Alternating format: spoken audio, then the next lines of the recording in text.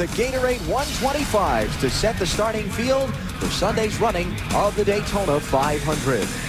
Field of starters in race number 1 is on the track now. The first of 2 pace laps they'll make before the green flag. Here's how they'll take the start. Rookie Jimmie Johnson, the Daytona 500 pole sitter, will be alongside his car owner and teammate Jeff Gordon on row number 1. Second row, it's Ward Burton and another Hendrick Motorsports entry, Terry Labonte, Dodge and Chevy in row 2. On the inside of row 3, 2-time Daytona 500 winner and last year's pole sitter, Bill Elliott. Mike Wallace trying to find a sponsor to continue on the outside. Dale Jarrett, 3-time winner of the Daytona 500 on the inside of row 4. Ricky Rudd looking for his first Daytona 500 victory. Bobby Hamilton in a backup car. He was involved in a practice crash here the other day. He's lined up in row 5 along with Dale Earnhardt Jr., but he'll go to the back. Row 6, it's Brett Bodine, maybe on the bubble as to whether or not he'll make the 500 if he doesn't get in that top 14 or 15 today.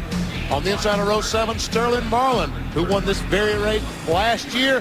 Joe Nemechek on the outside.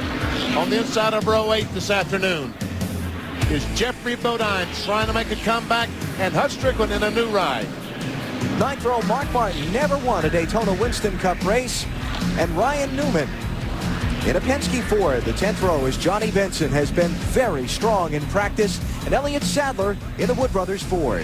Here's some guys that need to go forward to get in the top 15. Rick Mast on the inside of row 11 and Kurt Busch on the outside. Inside of row 12, Ricky Craven, Matt Kenseth. He's okay in points, but would like to move forward for a better starting spot. 13th row, Kyle Petty. Talked with him earlier. Kyle, 42nd in last year's owner points, 27th on time. Better make sure he's in the top 14 or 15 in this finishing order in race number 1. Let's get out of the wagon, Tony and Bill.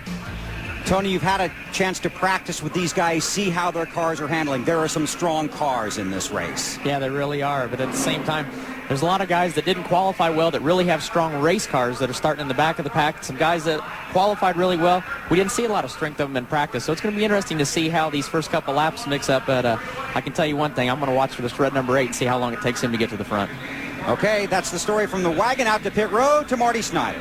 And the goal for the pole sitter today, Jimmie Johnson, is very simple, Bill. You heard him talk to Dave Burns in the pre-race. Take care of the race car. I talked to his crew chief, Chad Knaus, and he said, you know what? We want to make sure the car is fine, number 1. Number 2, we want to see how it runs out front. And number 3, how it runs behind and who we run well with under these race conditions. To Matt. And last year, Marty, Bill Elliott started out Speed Weeks with a bang, winning the pole, but he's hoping to start out at Speed Weeks with a bang a little later, hopefully today with a victory, his first in the 125 since 2000, but he had an interesting incident during practice on Tuesday. He actually hit the cover to a grill and knocked the nose in by 15 inches. His crew chief and crew fixed the nose of the machine. Now they feel like this 125 is going to be a big test for Sunday. Dave?